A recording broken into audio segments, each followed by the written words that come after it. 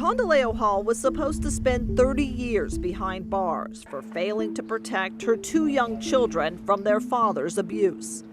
The abuser received time served and never spent a day in prison. The case put the spotlight on Oklahoma's failure to protect law and attracted national attention, including this story from CBS News 60 Minutes. What's going through your mind when they say 30 years? It's over, my life is over. How do they look to you right now, your family? Big and beautiful. Turns out it was not. Governor Kevin Stitt pardoned Tondaleo, or Tony as her friends call her, and in November 2019 she walked out of prison and into the arms of her children. Smidgen of it, like a half inch. Today, she's a licensed cosmetologist, a skill she learned through the RISE program in prison. It's my passion. Great Clips immediately gave her a job when she got out. Tony is now assistant manager and working towards her master's. She's been there for the major milestones, like 2 of her kids' graduations. She became a grandma and even has a new baby herself. Some days I'll be driving down the street and I'll start crying at her. And I'm like, but I'm just thankful to be out, because I'm like, wow, I wasn't supposed to be out till 2043 and I'm out, and God has really blessed me. Admittedly, however, adjusting to life on the outside has been difficult. Like, I have to ask people to help me with doing the email. As a felon, she found it hard to find a place to rent and connect with resources to help her. As an ex-offender, it gets frustrating. Still, she has no bitterness for the system, only resolve to change it. The time behind that law is just too much. Too much. On that 60 Minutes story, Governor Stitt agreed. With the enabling child abuse laws, you can serve up to a life sentence. That's how broad that is right now, the sentencing. Does that sound right to you? It doesn't. It sounds too long, and that's some of the things that we want to address in our state. But in the 2 years since Tony has been out of prison, nothing has changed in the law.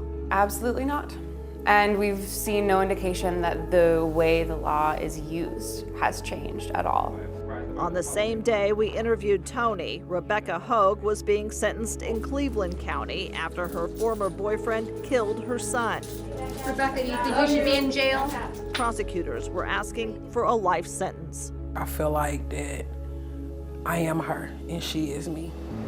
In 2019, when Tony's case was in the headlines, a bipartisan bill in the legislature would have added provisions for victims of domestic violence and reduced maximum sentences.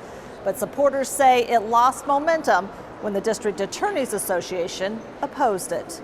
We support a law that protects children, is the bottom line. Matt Ballard is the current president of the District Attorneys Association. He's also the Rogers County District Attorney and points to a case in his own county where 2 grandparents were charged with failure to protect after their 2 9-month-old granddaughters that they watched all the time were found starving to death.